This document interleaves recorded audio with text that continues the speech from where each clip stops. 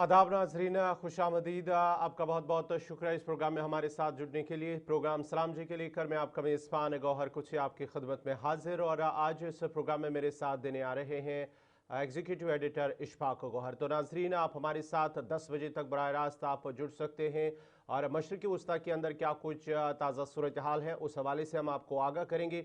उसके साथ साथ ही पाकिस्तान अफगानिस्तान के अंदर इस वक्त क्या कुछ सूरत हाल है उससे भी हम आपको अपडेट करेंगे, और जम्मू कश्मीर की बहुत सारी खबरें हैं जिनकी तफसीलात हम ज़रूर आप तक पहुंचाएंगे। और उसके साथ साथ ही T20 वर्ल्ड कप में भारत ने एक बार फिर जीत दर्ज की है और न्यूजीलैंड को 96 रनों से शिकस्त दी है। कल रात देर गई तक जश्न का माहौल पूरे जम्मू कश्मीर के अंदर, मुल्क के अंदर भी और जम्मू कश्मीर के अंदर भी देखा गया है। उसके साथ साथ ही कुछ अहम खबरें हैं जिन पर हम इस प्रोग्राम सलाम जेके में आप तक वो तफसीलात ज़रूर पहुंचाएंगे। उसके लिए आपको हमारे साथ 10 बजे तक रहना होगा, लेकिन उससे पहले तारीख पे भी नजर डालते हैं। आज 9 मार्च है और आज 9 मार्च को मुल्की और आलमी सतह पर क्या कुछ हुआ है वो हम आपको बताएंगे। उसके बाद ही बाज़ाब्ता तौर पर खबरों की शुरुआत करेंगे। और आज ही के दिन 9 मार्च 1916 में मैक्सिको के इनकलाब के रहनुमा पुंजवाला ने कोलंबस न्यू मैक्सिको पर हमला किया, वो आज ही का दिन था। और आज ही के दिन 9 मार्च साल 1931 में जर्मन माहिर तिबियात अर्नेस्ट रोस्का ने इलेक्ट्रॉन खुर्दबीन ईजाद की है, वो आज ही का दिन था। और आज ही के दिन साल 1933 में नाजियों ने डखाव में पहला हिरासती कैंप खोला है, वो आज ही का दिन था। और आज ही के दिन 9 मार्च साल 1945 में इत्तेहादी अफवाज ने टोक्यो पर जबरदस्त फायर बम्बिंग की है, वो आज ही का दिन था। और आज ही के दिन साल 1496 में यहूदियों को कारनथा ऑस्ट्रिया से निकाल दिया गया, वो आज ही का दिन था। और आज ही के दिन 9 मार्च 1701 में फ्रांस कोलन से बावीरा के दरमियान इत्तेहाद पर दस्तखत हुए हैं, वो आज ही का दिन था। और आज ही के दिन 9 मार्च साल 1820 में फिलिपाइन ने गैर मुल्कियों का पीछा किया, जिसके नतीजे में तकरीबन 125 अफराद की मौत हुई है, वो आज ही का दिन था। और आज ही के दिन साल 1942 में अलास्का हाईवे की तामीर शुरू हुई है, वो आज ही का दिन था।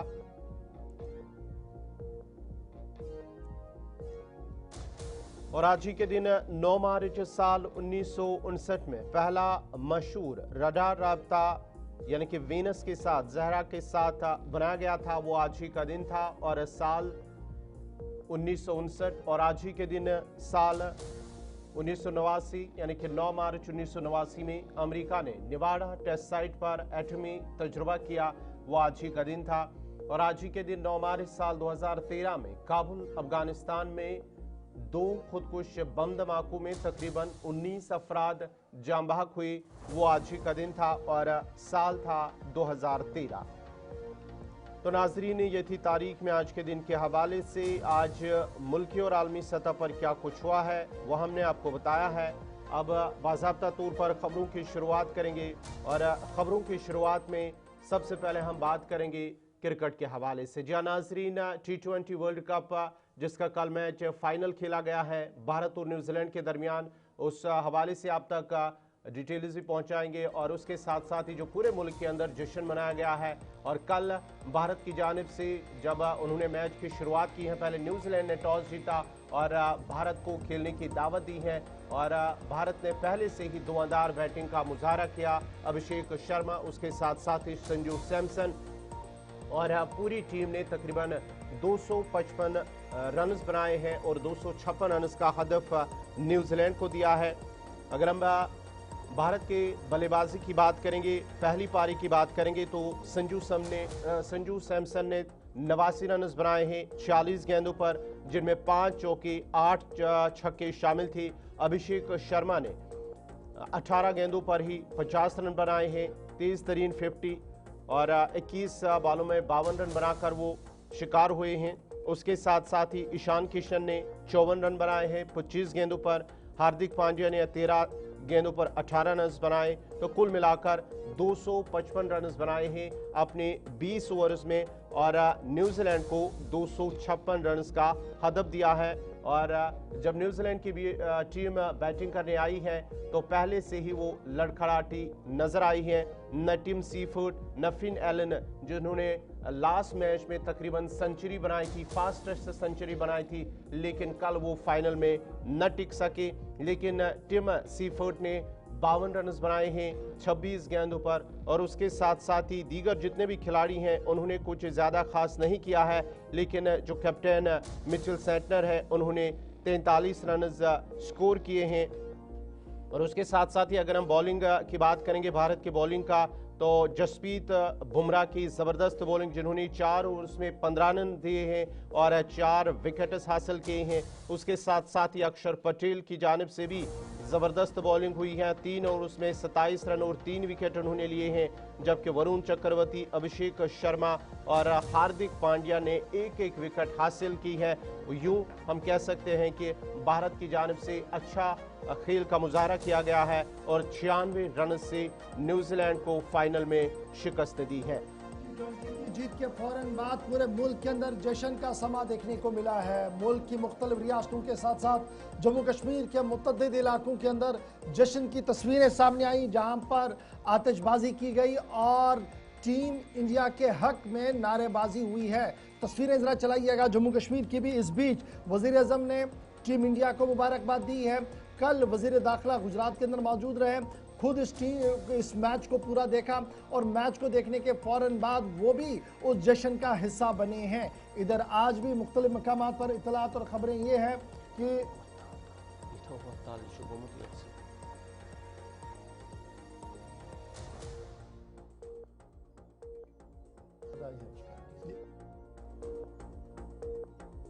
बता रहे हैं जहां पर तीसरा T20 वर्ल्ड कप भारत ने एक बार फिर जीत लिया है और मुसलसल तीसरी बार ये जीत तब दर्ज कर ली गई जब ये मुसलसल कहा जा रहा है। और इस तरीके की बातें थी कि होम ग्राउंड पर जीतना मुश्किल होता है, लेकिन न्यूजीलैंड के साथ कल ज़बरदस्त मुकाबले के बीच जीत दर्ज हुई है।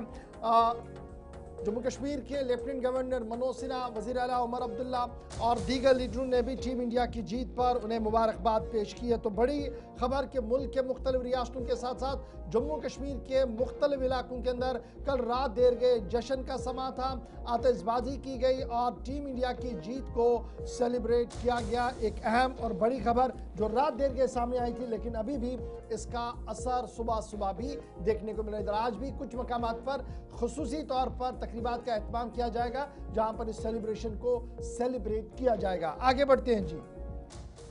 अब जरा बात करते हैं मुल्क के अंदर अहम तरीन सियासत की। आज से मुल्क के अंदर अहम तरीन सियासत शुरू हो रही है, क्योंकि रियासत का बजट इजलास एक बार फिर शुरू होगा और पार्लियामेंट के इजलास का दूसरा पड़ाव आज से नई दिल्ली के अंदर शुरू होगा।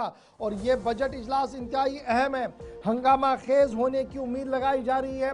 थोड़ी देर के बाद नई दिल्ली दारुल हुकूमत के अंदर पार्लियामेंट का अहम तरीन इजलास होगा और कुछ दिनों की छुट्टी के बाद इस इजलास को दोबारा बुलाया गया है।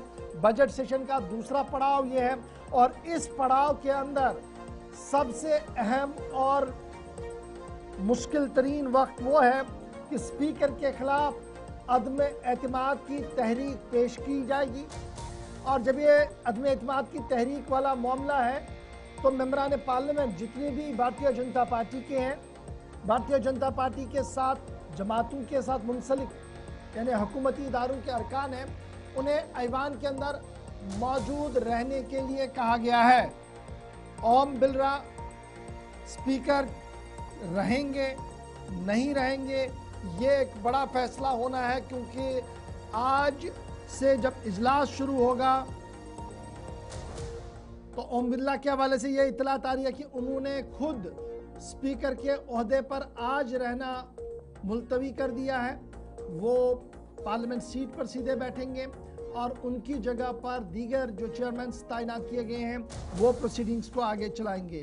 क्वेश्चन आवर आज इंतहाई अहम होगा, क्योंकि आपको याद होगा कि ईरान इजराइल का मामला भी चल रहा है।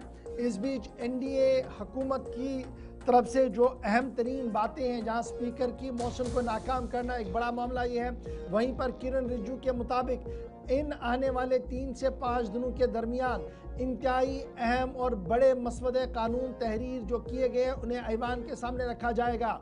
यानी एक तरफ से जो इस वक्त ईरान, इजराइल, अमेरिका की सूरत हाल बनी है, आलमी तिजारत के हवाले से भारत की मईशत का क्या हाल रहेगा उस पर चर्चा होनी है।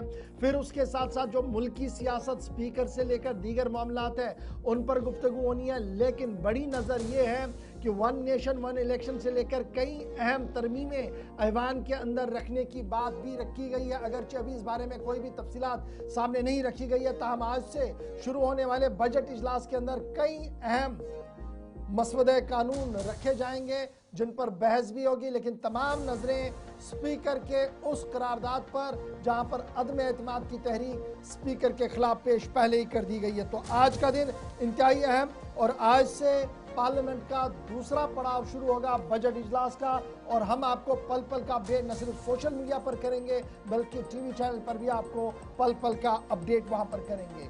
तीसरी खबर पर आते हैं जो पार्लियामेंट ऑफ इंडिया के हवाले से ही बड़ी इंपॉर्टेंट है, क्योंकि आज का दिन जब शुरू हो गया है तो आज वजीर खारजा डॉक्टर एस जयशंकर का बयान भी आना है। बड़ी खबर आ रही है, जो कंफर्म खबर सामने आ रही है कि doctor S Jaishankar foreign policy को लेकर आज अपना बयान संसद के अंदर देंगे। पार्लियामेंट ऑफ इंडिया के अंदर, लोकसभा के अंदर डॉक्टर एस जयशंकर अपना बयान देंगे और वो बयान मुल्क की खारजा पॉलिसी की रिफ्लेक्शन होगी। डॉक्टर जयशंकर आज ब्रीफ करेंगे पार्लियामेंट के अंदर कि ईरान इजराइल जंग के बीच जो तनाव बन रहा है, जो सूरत हाल उभर रही है, इसमें भारत किस तरीके से देख रहा है, इमदादी कार्रवाइयाँ और रिलीफ ऑपरेशंस कहाँ तक चला है, वेस्ट एशिया कॉन्फ्लिक्ट का जो दूसरा हफ्ता शुरू हो गया है और इंतहाई अहम तरीन हफ्ता वहाँ शुरू हो गया है, इजरायली जेट्स मुख्तलिफ इलाकों के अंदर हमले कर रहे हैं, ईरान के ड्रोन्स और उनके जो मिसाइल्स है वो मुख्तलिफ इलाकों को निशाना बना चुके हैं। इस बीच पार्लियामेंट ऑफ इंडिया के अंदर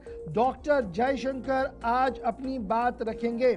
याद रखिएगा ये बात इसलिए भी बड़ी इंपॉर्टेंट है क्योंकि ईरान के मजहबी पेशवा और सुप्रीम लीडर अली खामनाई की शहादत हो चुकी है।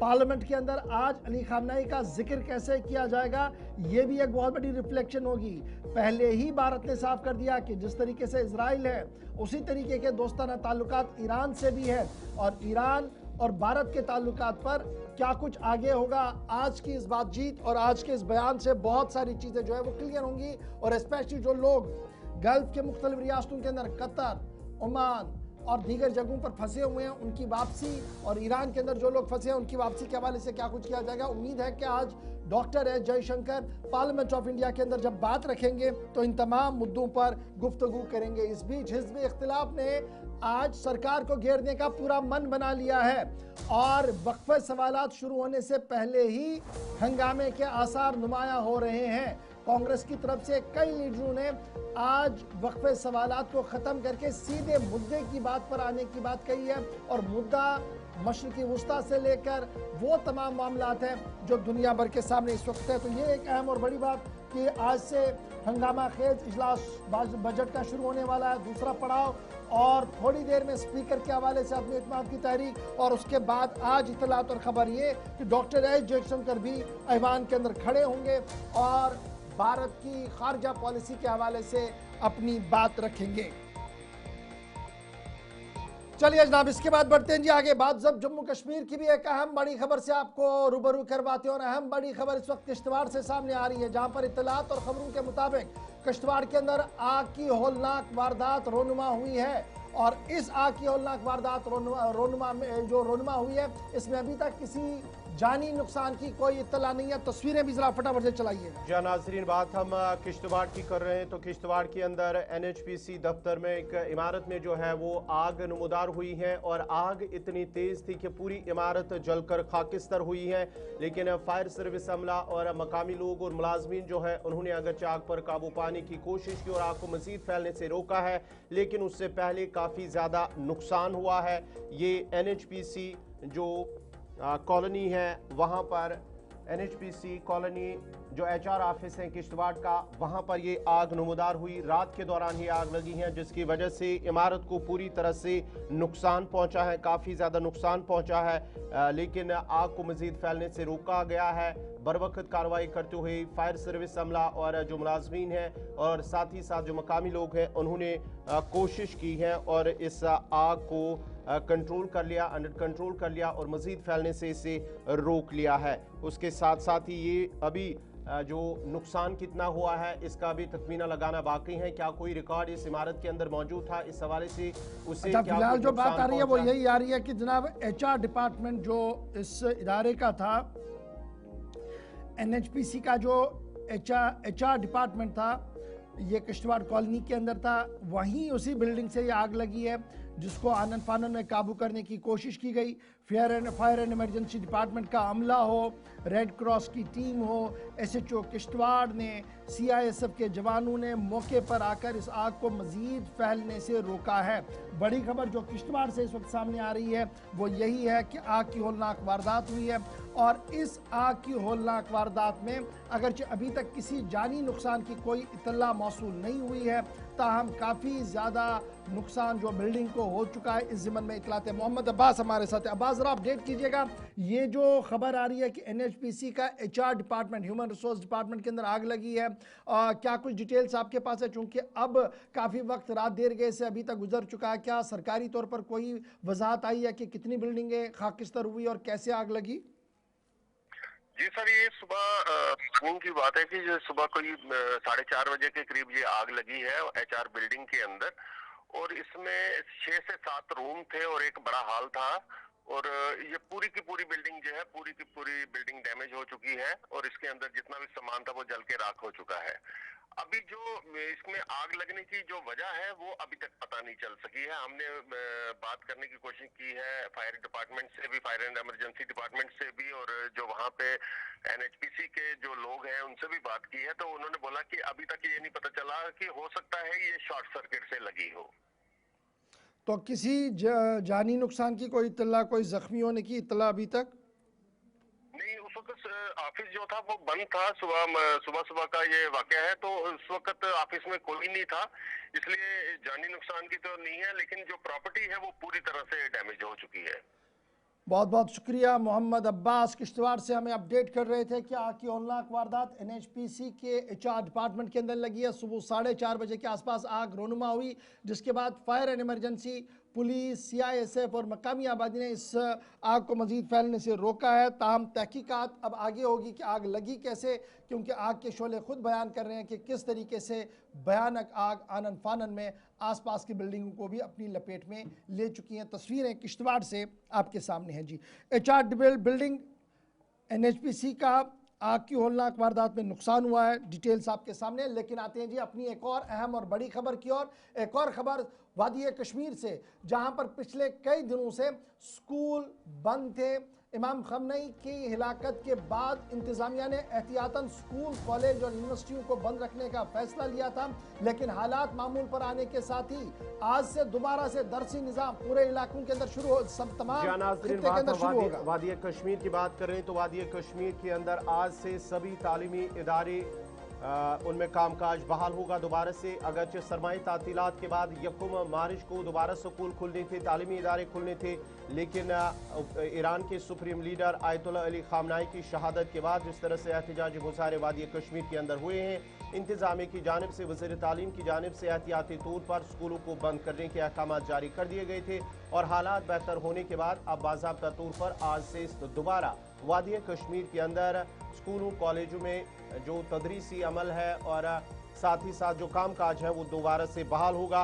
उससे पहले सिक्योरिटी सूरत हाल का भी जायजा लिया गया है और अब बाज़ाब्ता तौर पर कॉलेजों के अंदर कामकाज दोबारा से बहाल होगा। और उसके साथ साथ अगर हम बात करेंगे तो स्कूल जो है वो सरमाई तातीलात के बाद दोबारा खुल रहे हैं। 9वीं जमात से 12वीं जमात पहले ही 23 फरवरी को खुले थे, लेकिन आज जो नर्सरी से क्लास 8 तक वो स्कूल कामकाज उनका बहाल होगा आज बाज़ाब्ता तौर पर। ये सभी मुमकिन हुआ उस वक्त जब सूरत हाल का पूरी तरह से बखूबी जायजा लिया गया है और हालात बेहतर होने के बाद ये फैसला हुआ है कि आज से स्कूल और कॉलेज का कामकाज बहाल किया जाएगा।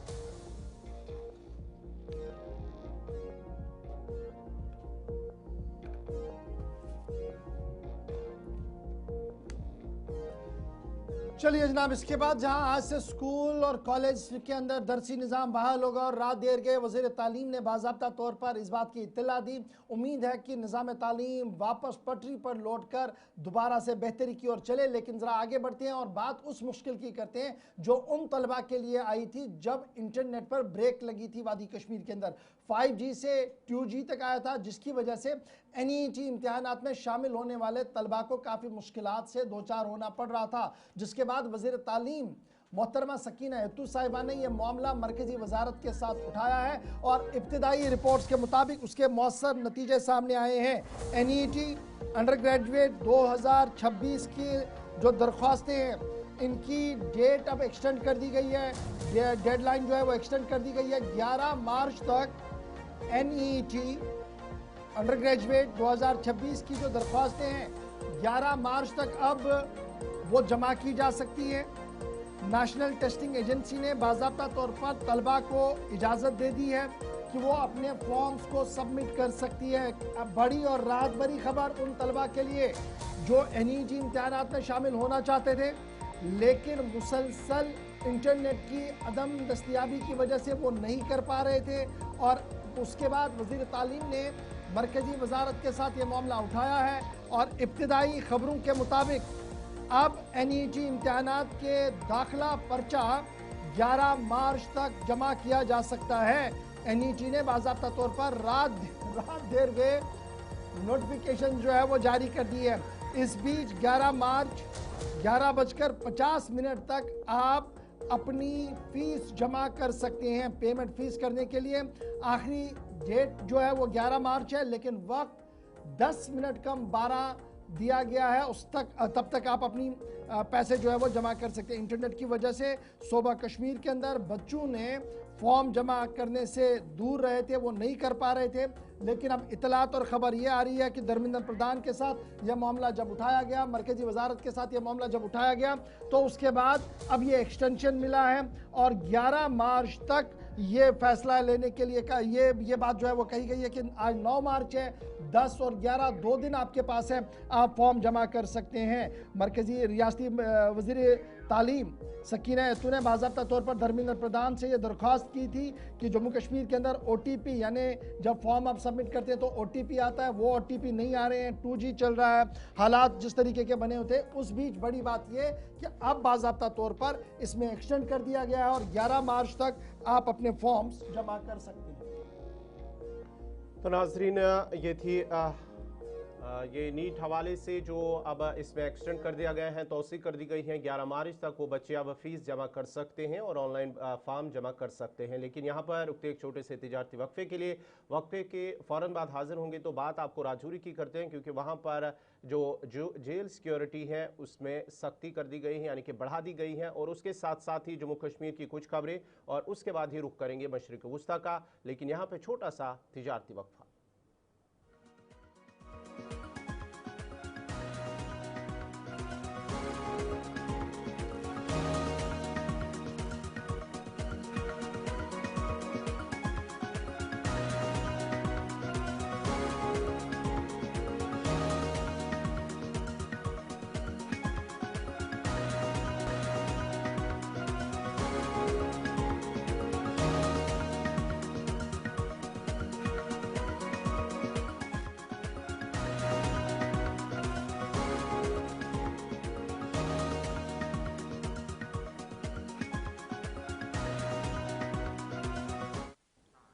ब्रेक के बाद आपका दोबारा खैर मकदम है प्रोग्राम सलाम जेके में। नाजरीन, अब जरा बढ़ते हैं आगे, बात जरा अब राजौरी डिस्ट्रिक्ट जेल की भी करते हैं, क्योंकि वहाँ पर सिक्योरिटी बढ़ा दी गई है। और सिक्योरिटी इसलिए बढ़ा दी गई है क्योंकि राजौरी इस डिस्ट्रिक्ट जेल के अंदर जब कैदियों के दरमियान तसादुम हुआ, झगड़ा हुआ, जिसके नतीजे में कुछ कैदी ज़ख्मी हुए हैं और सिक्योरिटी के कुछ अहलकार भी ज़ख्मी हुए हैं।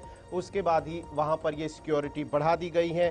और आपको बताते चले जो खबर है राजौरी डिस्ट्रिक्ट जेल के, जहाँ पर कैदियों के दरमियान झगड़ा हुआ जिसमें 12 कैदी ज़ख्मी हुए हैं, जिनमें से 4 सिक्योरिटी अहलकार भी ज़ख्मी हुए हैं। और वहाँ पर स्टोन पेल्टिंग के वाक़यात पेश आए हैं, जिसके नतीजे में वहाँ पर जो सिक्योरिटी गार्ड है वो भी ज़ख्मी हुए हैं। उसके साथ साथ ही अब बढ़ा दी गई है सिक्योरिटी, जिसमें पुलिस, CRPF उन्हें वहां पर तैनात कर दिया गया है और जो जख्मी कैदी हैं उन्हें जीएमसी राजौरी शिफ्ट किया गया है और साथ ही साथ पूरे जेल के अंदर सिक्योरिटी को मजीद सख्त कर दिया गया है ताकि इस तरह का कोई वाकया दोबारा पेश ना आए।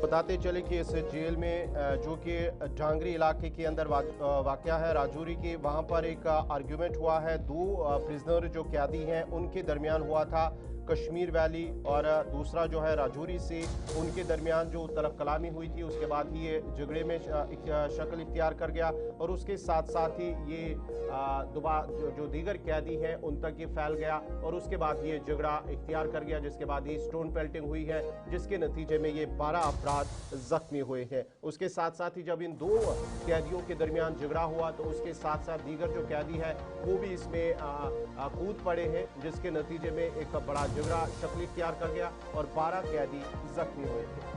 चलिए जनाब, कैद के अंदर लड़ाई हुई है और दो ग्रुपों के बीच लड़ाई हुई है और अब माना जरा कि इजाफी दस्ते तैनात कर दिए गए हैं। सूरत हाल पुरअमन है। ताहम जो जख्मी हुए थे उन्हें गवर्नमेंट मेडिकल कॉलेज राजौरी मुंतकिल कर दिया गया है। जम्मू कश्मीर पुलिस CRPF को हालात को काबू करने के लिए राजौरी जेल के अंदर मुंतकिल कर दिया गया था। अभी सूरत हाल जो है वो बेहतर बताई जा रही है। ताहम इंटरनल और एक्सटर्नल डायमेंशन जब आप जेल के देखेंगे तो वहाँ पर सिक्योरिटी के हिसार को मजीद सख्त कर दिया गया है। अब चलते हैं जी आगे, ज़रा बात एक अहम मुद्दे की करते हैं, बात बिजली की करते हैं, क्योंकि बिजली की आंख मचोली का सिलसिला सरमा के दौरान वादी कश्मीर के अंदर और गर्मियों में सूबा जम्मू के अंदर देखने को मिल रहा है। और इस बीच हुकूमती इदारे मुसलसल ये कह रहे हैं कि हम पन बिजली प्रोजेक्टों पर काम कर रहे हैं और यहाँ से मज़ीद बिजली फराहम की जाएगी। लेकिन इब्तिदाई रिपोर्ट्स और ख़बरों के मुताबिक 2013 से एक प्रोजेक्ट पर काम शुरू होना था, लेकिन आज की जो इतलात हमारे पास है कि 48 megawatt lower colony hydro power project जो है वो फिर से डिले हो गया है जी। और PDC जो है Jammu Kashmir power development corporation जो है उन्होंने ऑर्डर किया है जी, रिवीजन हो जाएगा जब दोबारा से DPR इसका बनाया जाए, फ्रेश टेंडर्स किए जाए। प्रोजेक्ट डोडा का है और ये रिटेंडरिंग साइकिल के अंदर दोबारा फंस चुका है। पहले 2013 में इसको अवार्ड किया गया था, रुक गया, वजूहत क्या थी किसी को पता नहीं है। ओरिजिनल कॉन्ट्रैक्ट जो है वो कोस्टल प्रोजेक्ट को जो है उस तरीके का बनाया गया था। ताहम 671 करोड़ रुपया इब्तिदाई तौर पर यह प्रोजेक्ट कॉस्ट था। अब ये बहुत आगे बढ़ चुका है, लेकिन अब भी ये प्रोजेक्ट शुरू कब होगा और प्रोजेक्ट ख़त्म कब होगा, इस ज़िम्मन में किसी के पास भी कोई भी बात नहीं है।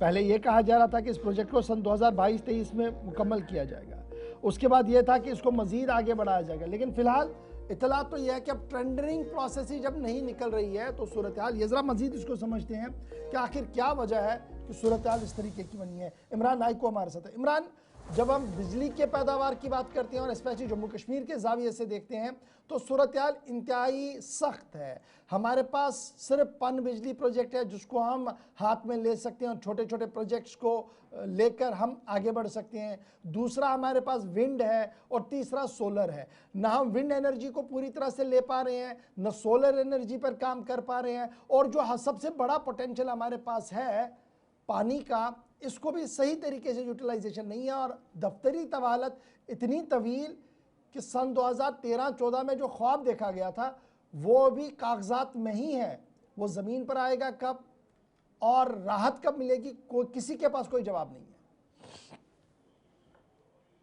देखिए, जहां तक इस लोअर कलनाई हाइड्रो पावर प्रोजेक्ट का ताल्लुक है, चूंकि सदियों पहले इस की जो है इसके काम का आगाज शुरू हुआ था साल 2013 में, और जब यहाँ एक इलेक्टेड गवर्नमेंट हुआ करती थी, और हालांकि ये एक छोटा पावर प्रोजेक्ट है, लेकिन छोटे पावर प्रोजेक्ट का मतलब ये होता है कि हम एक ऐसे एरिया को कैटर कर सकते हैं कि जो एक बड़े रीजन को, एक पार्ट को कैटर करता है, जिससे कहीं ना कहीं जो बिजली की कमी हमें महसूस होती है उससे हमें उसका कहीं ना कहीं इजाला हो जाए। लेकिन हम देख रहे हैं कि जहां गवर्नमेंट पिछले कुछ महीनों से, खासकर जब से इंडस वाटर ट्रीटी को अभियान पे रखा गया, उसके बाद कुछ बड़े प्रोजेक्ट्स पर काम शुरू हुआ। लेकिन उसके बरकस जहां हम इन छोटे छोटे प्रोजेक्ट्स को देखते हैं, जैसे कि लोअर कलनाई प्रोजेक्ट को देखते हैं, हम सिर्फ 84 मेगावाट का ये प्रोजेक्ट है, लेकिन 10 साल से ज्यादा वक्त गुजर गया है और 2-3 मरतबा इस पे काम शुरू किया गया। पहले ये कि जब इस पे काम शुरू किया गया, एक private company coastal private limited को इसका काम सौंपा गया और जब उस कंपनी ने टेंडर में हिस्सा लिया, काम शुरू किया, कंपनी दिवालिया होगी, बैंकरप्ट होगी। रिजर्व बैंक ऑफ इंडिया ने भी उस कंपनी को बैंकरप्ट करार दिया और माली वसाइल की वजह से, और कंपनी ने जो काम शुरू किया था वो काफी सुस्त रफ्तार था और बाद में उसका जो टेंडर है वो रिजेक्ट कर दिया गया। उसके बाद सत्यपाल मलिक साहब की सदारत में जब वो गवर्नर थे यहाँ, तो उन्होंने एक एडमिनिस्ट्रेटिव काउंसिल की एक मीटिंग ली और उस मीटिंग में दोबारा से एक फ्रेश टेंडरिंग का आगाज शुरू किया गया और ताकि दोबारा से ये इस पे काम शुरू हो जाए। फिर से इस पे काम शुरू किया गया और उसमें भी बाद में जो है इस टेंडर प्रोसेस को लेके कुछ जो है टेक्निकल एरर सामने आए और उसमें भी जो कुछ टेक्निकल फॉल्ट्स थे उसको लेके दोबारा से टेंडर को दोबारा से ये कहा गया कि अब फ्रेश टेंडर जारी हो जाएंगे। और रिसेंटली फिर से जो है स्टेट पावर डेवलपमेंट कॉर्पोरेशन की जो कमेटी है, उनकी तरफ से दोबारा से इस पे गौर खोज किया गया और कहा गया कि अब इस पे काम शुरू हो जाएगा। और इस सिलसिले में टेंडरिंग का आगाज हुआ, कुछ कंपनीज आ गई, उन्होंने लो बिडर L1 जिसे हम कहते हैं कि सबसे कम बोली देने वाली बोली दी, उसमें जिस कंपनी को अप्रूव किया गया, बाद में उन्हें भी हॉल्ट किया गया और दोबारा से अब गवर्नमेंट ने फैसला लिया है कि अब जो सारा टेंडरिंग का जो प्रोसेस है इसको रिव्यू किया जाएगा, इसको दोबारा से देखा जाएगा। और अब तो सवाल ये भी बनेंगे ना, जब डीपीआर बना था आज से एक दहाई कबल इमरान, और अब जब इसको दोबारा रिटेंडर किया जाएगा, ये दो चीजें हैं। जब पहले एक दहाई पहले डीपीआर बना कि हमने जी ये प्रोजेक्ट है और उस वक्त बाजार के अंदर कीमतें क्या थी उस हिसाब से वो प्रोजेक्ट बना। अब 10-15 साल का वक्त गुजर चुका है, आज जब दोबारा से टेंडरिंग होगी तो क्या वो कॉस्ट एक्सलेशन, जो कॉस्ट बढ़ानी है इस पूरे मामले में, वो इसमें रिफ्लेक्ट होगी या नहीं होगी, एक बड़ा सवाल ये भी है। और फिर आज के जदीद दौर में इस तरीके से तवालत देना एक प्रोजेक्ट्स को और सही तरीके से लुक आफ्टर नहीं करना, क्या अकाउंटेबिलिटी फिक्स करने का वक्त आ गया है कि जिन अफसरों को ये काम सौंपा गया कि आपने ये करके देना और बाय हुक और क्रुक इसकी टाइम फ्रेमिंग ये है, इस टाइम फ्रेमिंग में हमें चाहिए, वो अकाउंटेबिलिटी कहीं ना कहीं फुकदान है आज के दिन में भी? ये दोनों बड़े अहम सवाल हैं। पहला यही है कि जब 2013 में हम देखते हैं कि उस वक्त जब हमें मशीनरी की जरूरत थी, उस वक्त जब हमें इक्विपमेंट्स की जरूरत थी, तो उस वक्त एक हमारे पास उनकी प्राइस या रेट्स थी, और जब हम 12-13-15 साल के बाद दोबारा से वही इक्विपमेंट्स हमें चाहिए, दोबारा से वही काम हमें शुरू करना है, प्रोजेक्ट वही 84 प्रोजेक्ट वही 600 कुछ करोड़ का है और सिर्फ 84 मेगावाट का है, लेकिन हम ये प्रोसेस कर रहे हैं। जाहिर सी बात है कि वो आज उनकी जो प्राइसेस है, उनकी जो रेट है वो ट्रिपल है, ना कि डबल। एक तो ये, दूसरा जहां तक अकाउंटेबिलिटी का ताल्लुक है, सबसे इंपॉर्टेंट बात यही, और बात लास्ट पे वहीं पे पहुंच जाती है कि कहीं ना कहीं हमारे जो इदारे हैं, जब तक मैं जो हम बार बार इस प्रोग्राम में कहते हैं और कोशिश करते हैं कि गवर्नमेंट तक ये बातें पहुंचे कि जब तक ना हम इदारों को फिक्स अकाउंटेबल करेंगे, जब तक ना ट्रांसपेरेंसी होगी और हर एक का एहतसाब होगा, ऑफिसर का एहतसाब होगा, इंस्टीट्यूशंस का एहतसाब होगा, तब तक ये चीजें मुमकिन नहीं है। बहुत बहुत शुक्रिया जी इमरान नाइक को हमारे साथ ज्वाइन करने के लिए। अकाउंटेबिलिटी का फुकदान है, टाइम फ्रेम हमारे पास नहीं है और उस वजह से दफ्तरों के अंदर ये फाइलें जो है वो चक्कर खाती हैं। और मुझे याद आ रहा है कि मरहूम सत्यपाल मलिक साहब भी कई बार इस प्रोजेक्ट के बारे में अपनी आरा रख चुके हैं कि क्यों यहाँ पावर नहीं बनता है, क्यों सूरत हाल ऐसी होती है। चलिए अब उनको भी अल्लाह ताला सरक दे जी। आगे बढ़ते हैं जी, बात ज़रा सयाहत के हवाले से करते हैं फटाफट से, और उसके बाद मशरिक़ी वस्ता भी आपको लिए चलना है। और आपको ये बताते चले कि साल 2025 के दौरान सयाहत को अच्छा साल आप माने या बुरा साल माने, लेकिन एदाद शुमार सामने आए कि 11.16 लाख सयाह ने वादी कश्मीर का साल 2025 में सैर किया है, जिनमें 22,993 फॉरनर्स भी थे। टूरिस्ट इनफ्लो डिप हुआ अप्रैल 2025 में और अभी तक वो डिप में ही चला गया है, अभी तक वो उठा नहीं है। अब ये अप्रैल 2025 को आपको बार बार इसलिए याद रखना होगा क्योंकि पहलगाम 22 रन का इंसिडेंट और फिर पाक भारत कशीदगी फिर कुछ देर के लिए एयर स्पेस बंद रहना, ये तमाम चीज़ें जो थी ये एक बहुत बड़ी हर्डल रही है।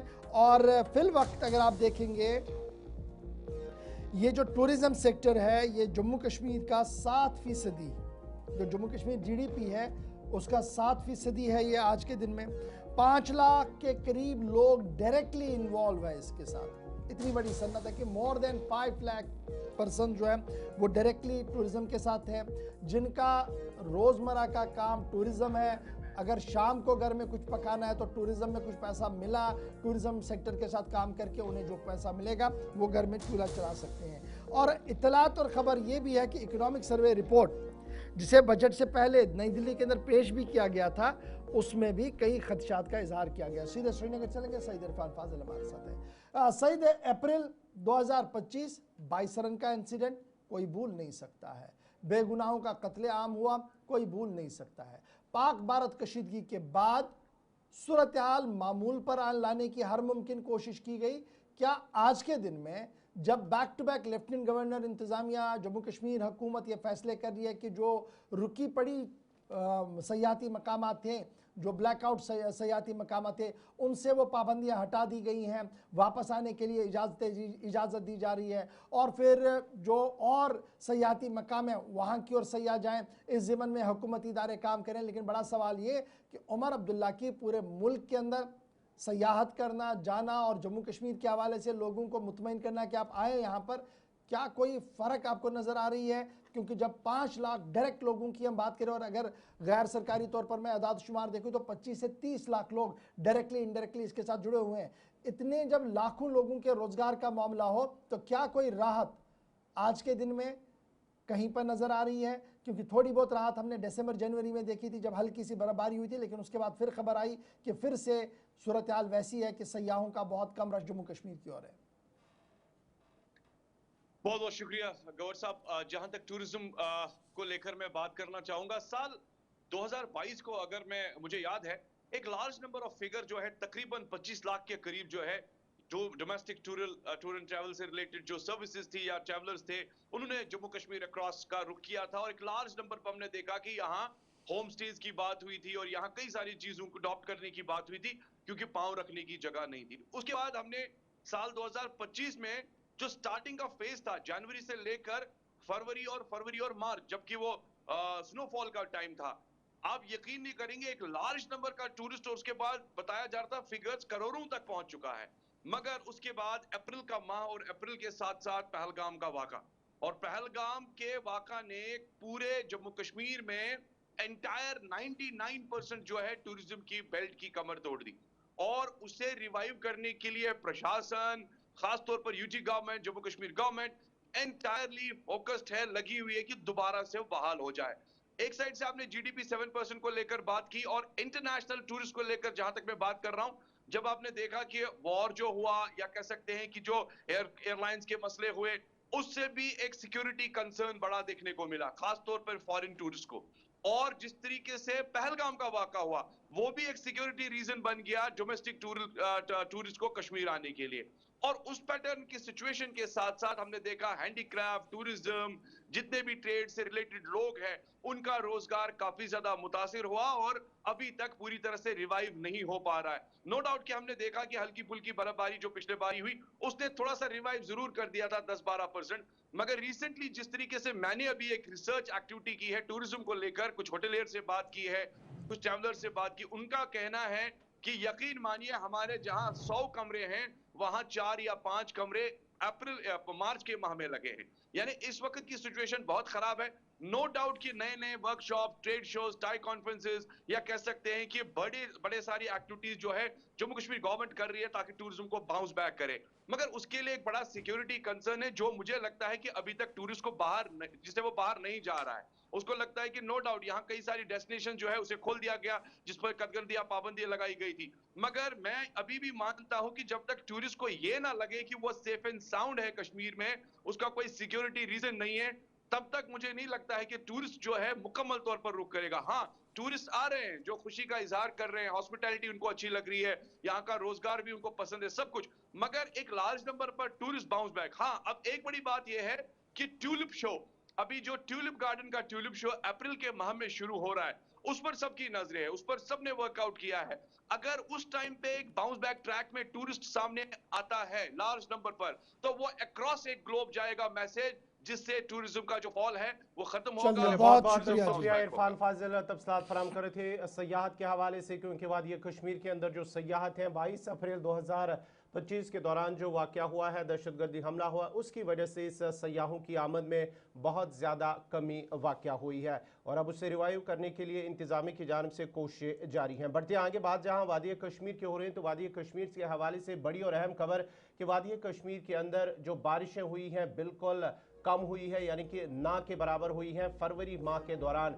ये महकमे मौसमियात की जानिब से कहा गया है और साथ ही साथ जम्मू के अंदर जो बारिश है वो फ़िलहाल फरवरी माह के अंदर ऐसा कोई रिकॉर्ड मौजूद नहीं है, यानी कि ज़ीरो रेनफॉल जम्मू के अंदर दर्ज हुआ है फरवरी माह के अंदर। और साथ ही साथ ये भी बताया जा रहा है कि सदियों से जम्मू कश्मीर के अंदर जो 2026 का फरवरी का माह है, ये सबसे ज़्यादा खुश्क माह दर्ज किया जा रहा है। सदियों पहले ऐसा कोई जो महीना है जिसमें बहुत कम बारिश हुई है, तकरीबन 5.3 मिलीमीटर जो बारिश है वो दर्ज की गई हैं श्रीनगर के अंदर। जम्मू के अंदर ज़ीरो रेनफॉल दर्ज हुआ है इस फरवरी माह के दौरान और साथ ही साथ जो ड्राई स्पेल है वो फ़िलहाल अभी जारी है और महकमे मौसमियात की जानिब से माना जाता है कि शायद 10 से 12 मार्च के दौरान बर्फबारी बालाई इलाकों के अंदर और मैदानी इलाकों के अंदर हल्की बर्फबारी भी हो सकती हैं। और उसके साथ साथ ही जो माहिरीन हैं उनका मानना है कि बारिशें न होने की वजह से एग्रीकल्चर और जो वाटर रिसोर्सेज है इसका बराह रास्त असर पड़ेगा। और अभी जो देख रहे हैं कि जितने भी आबी ज़खायर हैं पानी की सतह बहुत ज़्यादा कम हुई है, कमी हुई है और उसके साथ साथ ही जो दीगर एग्रीकल्चर सेक्टर है उसमें भी कहीं ना कहीं परेशानी और किसान भी परेशान नजर आ रहे हैं। चलिए जनाब, इस खबर के बाद जरा बात अपनी पड़ोसी यूनियन टेरिटरी लद्दाख की भी करते हैं, जहां पर लेफ्टिनेंट गवर्नर की तब्दीली हो चुकी है। कविंदर गुप्ता साहब को हरियाणा भेजा गया है, दिल्ली के लेफ्टिनेंट गवर्नर साहब को लद्दाख भेजा गया है और आने वाले 1-2 दिन के अंदर बाज़ाब्ता तौर पर वहां पर ओहदे और राजदारी की हलफ बर्दारी भी होगी। लेकिन इतलात और ख़बर यह है कि लेह एपेक्स बॉडी ने कमर कस ली है। बड़ी खबर हम आपको बता रहे हैं कि लेह एपेक्स बॉडी 12 मार्च के बाद दोबारा से एहतिजाजी कैलेंडर जारी कर सकती है। वो एहतिजाज जब सोनम वांगचुक साहब एहतिजाज का हिस्सा बने, कुछ लोगों की मौत हुई, उसके बाद ये रुक गया था और मरकज़ के साथ मुसलसल बातचीत भी चल रही थी। लेकिन लीडर्स का मानना है कि उस बातचीत का कोई बड़ा असर देखने को नहीं मिला और अब लेह एपेक्स बॉडी दोबारा से 12 मार्च के बाद एहतिजाजी कैलेंडर जारी कर सकती है। हमारे ज़राए इस बात की तस्दीक कर रहे हैं। एजुकेशन नए लेफ्टिनेंट गवर्नर जब वहाँ पर आएंगे विनय कुमार सक्सेना साहब, उसके बाद होगा, यानी विनय कुमार सक्सेना साहब पहले टेक ओवर करेंगे, वहाँ पर ओथ लेंगे, उसके बाद एजुकेशन को आगे बढ़ाया जाएगा। LAB की तरफ से यह साफ कर दिया गया कि स्टेटहुड और छठा schedule for Ladakh, 6 schedule for Ladakh, ये बुनियादी मांगे और जब तक मरकज से लेकर इस पर कोई भी रद्दअमल नहीं आता है, बातचीत का आगाज दोबारा से इस पर शुरू नहीं होता है, तब तक शायद बैठना मुश्किल होगा। और उसके साथ साथ सोनम वांगचुक, एक बड़ा मामला लद्दाख में बनते हुए नजर आ रहा है, जहां पर सिविल सोसाइटी लगातार सोनम वांगचुक की रिहाई के हवाले से मरकजी हुकूमत पर दबाव बनाने के लिए कह रही है। सिविल सोसाइटीज की तरफ से आईनी और जमहूरी हकूक़ की हिफाजत के लिए भी एक अलहदा ग्रुप बनाने का ऐलान कर दिया है। और बड़ी खबर ये कि प्रोटेस्ट दोबारा से लद्दाख के अंदर होंगे, इस तरीके की इतलात और ख़बरें सामने आ रही है। और नए लेफ्टिनेंट गवर्नर की तकर्री के फ़ौरन बाद, यानी जब वो हलफ बर्दारी लेंगे उसके फ़ौरन बाद जो है वो इस तरीके का माहौल आपको लेह के अंदर दिखेगा। अगरचे अभी करगिल के अंदर 40 दिन के लिए शोक का ऐलान कर दिया गया है इमाम खामनेई की शहादत के फ़ौरन बाद, अभी वहाँ पर सियासी तौर पर इस तरीके की कोई भी रिएक्शन सामने नहीं आएगी। क्या करगिल की आवाम और करगिल की लीडरशिप इस एहतजाज का हिस्सा बनेंगी, नहीं बनेंगी। लेकिन फिलहाल लेह से हमारे पास जो इतलात और ख़बर यह है कि 12 के बाद एक बार फिर सड़कों पर एहतजाजी मुजाहिरों की गूंज सुनेगी लद्दाख के अंदर। लद्दाखहुड, स्टेटहुड और उसके साथ साथ जो मांग है 6 शेड्यूल की, उसको लेकर ही ये बात जो है वो सामने रखी जा रही है। तो ये लद्दाख की खबर हम आपको बता रहे हैं। अब और आगे बढ़ेंगे, जम्मू कश्मीर और लद्दाख के पड़ोसी अफगानिस्तान की सूरत हाल से भी आपको रूबरू करवाते हैं। एक तरफ से चीन है, एक तरफ से पाकिस्तान है और दूसरी तरफ से अफगानिस्तान की खबर सामने आ रही है। और अफगानिस्तान से इस वक्त की अहम और बड़ी खबर कि अफगान और पाकिस्तानी फौजियों के दरमियान एक बार फिर लड़ाई हुई है। अफगान रिपोर्ट्स के मुताबिक नाज़रीन आपको बताते चले कि पाकिस्तान और अफगानिस्तान के दरमियान जो कशीदगी है वो जो आहिस्ता आहिस्ता वो बढ़ती नज़र आ रही है, क्योंकि एक बार फिर पाकिस्तान की जानिब से जो नंगरहार तोरखम टाउनशिप है, इलाका है, वहाँ पर फ़िज़ाई बमबारी की गई है, फ़िज़ाई हमला किया गया है, जिसके नतीजे में जो कमर्शियल मार्केट है, जो वहाँ पर बाज़ार है, मेन बाज़ार, उसमें ज़बरदस्त आग लगी है। और बताया जा रहा है कि तकरीबन 300 मिलियन अफगानीज़ का जो नुकसान हुआ है, यानी कि जो करेंसी वहाँ पर 300 मिलियन, उतना नुकसान इस मार्केट के अंदर हुआ है। और साथ ही साथ ये भी बताया जा रहा है कि जो पूरा जो वो मार्केट था, जो वहाँ पर बमबारी हुई है, उसकी वजह से जो हज़ारों की फैमिलीज़ इस मार्केट के साथ जुड़ी थी, जो लोग थे, कारोबारी थे, उनके साथ जो फैमिलीज़ थी वो जुड़ी थी, उनका पूरा नुकसान हुआ है। और उसकी वजह से अब आने वाले दिनों के दौरान मुश्किलात में उनका इजाफा होगा। अफगान मीडिया रिपोर्ट्स के मुताबिक पाकिस्तानी आर्टिलरी ने यानी तोप शिकन इलाके जो है उनकी तरफ से दागे गए हैं तोरखम टाउनशिप के अंदर, जो नंगरहार का इलाका है। और उसके फ़ौरन बाद जब ये गोले दागे गए, जब ये बम दागे गए, तो उसके फ़ौरन बाद इलाके के अंदर आग लगी है। लोकल मार्केट जो है वहाँ पर ज़बरदस्त आग लगी और इब्तिदाई रिपोर्ट्स के मुताबिक एक कसीर आबादी को इससे नुकसान पहुँचा है। इवैक्यूएशन यानी यहाँ से निकालने का अमल, चाहे वो ताजरान है या रिहायशी इलाके भी इसके पास है, वहाँ से उनको निकालने का अमल भी तेज़ कर दिया गया है। बॉर्डर टेंशन बढ़ रहा है और इस बीच जो गोला बारूद का इस्तेमाल हुआ है वो ये साफ बता रहा है कि मुख्तलिफ मुल्कों की तरफ से जो अमन इस्तेहकाम बरकरार रखने की बात अफगानिस्तान और पाकिस्तान को कही जा रही थी, वो बनती हुई नज़र नहीं आ रही। और तस्वीरें आपके सामने हैं जहां पर अफगानिस्तान के एक बड़े मार्केट के अंदर आग लगी है और इस आग के फ़ौरन बाद सूरत हाल पुरतनाव बनती हुई नज़र आ रही है। इस तरह अफगानिस्तान ने एक बार फिर ये साफ कर दिया है कि जनाब वो इसका बदला लेंगे, यानी वापस रिटेलिएशन होगी। लेकिन फ़िलहाल आग बुझाने के बाद जो इब्तिदाई रिपोर्ट्स हैं वो ये बता रही है कि एक बड़े पैमाने पर नुकसान की इतलात नंगरहार के इस इलाके के अंदर हुई है। अब चलते हैं जी आगे, बात ज़रा मशरकी वस्ता के उस खित्ते की करते हैं जहां पर तनाव बना हुआ है, जहां पर बारूद की बू हर तरफ से दिख रही है। इजराइल, अमेरिका और ईरान की लड़ाई के बीच खलीजी मुल्कों के अंदर इस वक्त कोहराम मचा हुआ है। इस बीच तमाम नजरें उन बच्चों पर हैं जो इस वक्त ईरान के अंदर ज़ेर तालीम है।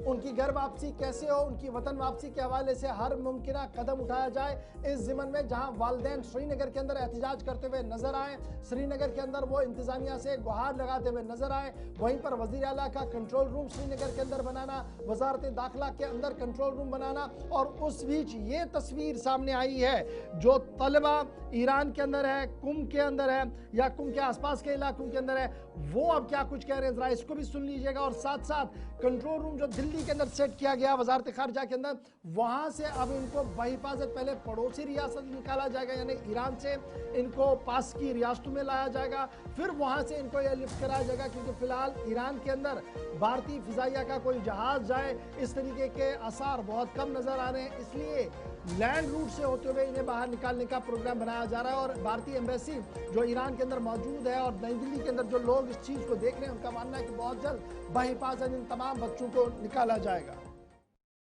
हमारी अपील है गवर्नमेंट ऑफ इंडिया से, हम स्टूडेंट्स हैं यहाँ पे 5-6 यूनिवर्सिटीज़ के इस टाइम इधर ईरान में फंसे हैं, मेडिकल स्टूडेंट्स हैं। हमें 7 दिन पहले सेफली रिलोकेट किया था एक जगह पे, तो बोला था ये सेफ जगह है, लेकिन कल और आज 300 मीटर के रेडियस में स्ट्राइक्स हुई। बच्चे बहुत शौक में चले गए बच्चे, हमें कोई फर्दर प्लान नहीं है, मतलब इवैक्यूएट कैसे करेंगे, कैसे जाएगा, तो हमें एक गाइडलाइन दीजिए कैसे हम जाएंगे। वी नो कि एमईए कैपेबल है, वो कैपेबल है, फुल्ली कैपेबल है, लेकिन हम यहाँ पे रोज एम्बेसी को कांटेक्ट करने की कोशिश कर रहे हैं। अभी भी हमने कांटेक्ट करने की कोशिश की, हमने उनको कॉल किया, लेकिन वो नहीं आ रहे यहाँ पे, तो हम मजबूर हुए यहाँ पे जमा होने के लिए। एंड वेरी स्लोगन्स हियर, सो हमारी यही अपील है, प्लीज एम्बेसी को एमईए तक ये पहुंचाए कि हमें सेफली यहाँ से इवैक्यूएट किया। जनाब हुए हैं, जिन्होंने अब मरकजी सरकार और वजारत खारजा से दोबारा से मुतालबा किया, अपील की है कि उन्हें वहाँ से बहिफाजत निकाला जाए। बढ़ते आगे बात जहाँ हम ईरान की कर रहे हैं, तो ईरान के हवाले से बड़ी और अहम खबर आपको बताते चले कि ईरान के सुप्रीम लीडर का उसे मुकर्रर कर दिया गया है और ये नया जो इंतखाब हुआ है ये आयतुल्लाह अली खामनाई के फर्जंद अली मुश्तबा को बाज़ाब्ता तौर पर इसका ऐलान कल रात किया गया है। मुश्तबा खामनाई अब ईरान के नए सुप्रीम लीडर मुकर्रर कर दिए गए हैं। मजलिस खुबरगान का इजलास पिछले कई रोज से जारी था और रात देर गए ईरान में बाज़ाब्ता तौर पर इस बात का ऐलान कर दिया गया है कि मुश्तबा खामनाई ईरान के नए सुप्रीम लीडर होंगे। और याद रखिएगा, जो ही ये अनाउंसमेंट ईरान के अंदर हुई तो ईरान के बाजारों के अंदर, ईरान के शहरों के अंदर लोग जोक दर जोक बाहर आए, उन्होंने नाराबाजी की और जश्न का समा ईरान के अंदर था। ये अब सिर्फ ईरान के अंदर नहीं था बल्कि ईरान के साथ वाबस्ता बहुत सारे शिया आबादी वाले इलाकों के अंदर भी था, ईरान के बाहर, जहां पर नए सुप्रीम लीडर की तैनाती के फौरन बाद जश्न भी था, गम भी था, दुआया मजलिसों का एहतमाम भी था। अब ये कब हो रहा, याद रखिएगा, ये मुश्तबा खामनाई की अनाउंसमेंट कब हुई? जब डोनाल्ड ट्रंप साहब, सदर अमेरिका साहब ये बता रहे थे कि जनाब जब आप नए सुप्रीम लीडर का इंतखाब करेंगे तो हमें जरा कॉन्फिडेंस में लीजिएगा, हमें बताइएगा कि आपका नया सुप्रीम लीडर कौन होगा, हम वेट करेंगे तो बाकी आप आगे बढ़ेंगे। लेकिन वेट करने का दूर की बात, ईरान ने अपनी रिवायात को बरकरार रखा। मजलिस खुबरगान का इजलास पिछले कई दिनों से जारी था और इस बीच खबर ये कि मुश्तबा खामनाई बाज़ाब्ता तौर पर नए सुप्रीम लीडर बाज़ाब्ता तौर पर उनकी तो अच्छा चलिए फटाफट से आपको बताते हैं कौन है मुश्तबा खामनाई। ईरान के नए सुप्रीम लीडर मुकर्रर कर दिए गए, यानी कि जो शहीद हुए आयतुल्लाह अली खामनाई उनके ये फर्जंद है और उन्हें बाज़ाब्ता तौर पर नया लीडर मुकर्रर कर दिया गया है। अली खामनाई की शहादत के बाद ये तकरीर का ऐलान कल रात किया गया है, जिसके बाद ही ईरान के अंदर मुख्तलिफ शहरों के अंदर जश्न भी मनाया गया है मुश्तबा की जो नए लीडर हैं उनका इंतखाब करने के बाद। इजराइल अमेरिका जंग के दौरान ये फैसला सामने आया है। बताते चले कि ये फैसला उस वक्त हुआ है जब इलाके के अंदर कशीदगी बहुत ज़्यादा बढ़ गई है और तेहरान ने सियासी इस्तेहकाम का पैगाम दिया है। ईरानी फौज और IRGC की मुकम्मल हिमायत हासिल हुई है, उसके बाद ही उन्हें लीडर मुकर्रर किया गया है और ईरान का बैरूनी दबाव को मुस्तरद करने का भी ऐलान किया गया है। जब नया लीडर मुंतखब किया गया तो जो बैरूनी ममालिक है उनके दबाव को भी मुस्तरद कर दिया गया है और डोनाल्ड ट्रंप के बयान को भी बिलवास्ता जवाब दिया गया है जो उन्होंने कहा था और क़यादत के इंतखाब को ईरान का दाखिली मामला करार दिया गया है जो अब नया लीडर मुंतखब किया गया है। और हुकाम के मुताबिक रियासती इदारे मुकम्मल तौर पर फाल अब नजर आ रहे हैं। नया लीडर जब मुंतखब किया गया है, ईरान के अंदर शदीद बमबारी के बावजूद हुकूमती निज़ाम बरकरार है। ईरान के अंदर एक तरफ से बराबर कशीदगी है और दूसरी तरफ से हुकूमती जो निज़ाम है, काम काज है, किस तरह से आगे की हुकूमत चलानी है उसका भी कामकाज लगातार जारी है और कौमी सलामती कौंसिल के हमलों की हिमायत बाज़ाब्ता तौर पर हासिल है।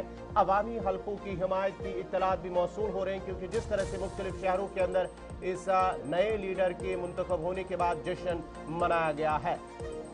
तज्जियाकार इसे इस्तेहकाम दिखाने की कोशिश करार दे रहे हैं जिस तरह से नया लीडर का इंतखाब हुआ है और तज्जियाकारों का मानना है कि इस्तेहकाम दिखाने की कोशिश है ईरान के जो हुकाम हैं उनकी जानिब से और खत्ते में बढ़ती जो कशीदगी है उसके दौरान ये बड़ा सियासी फैसला भी करार दिया जा रहा है।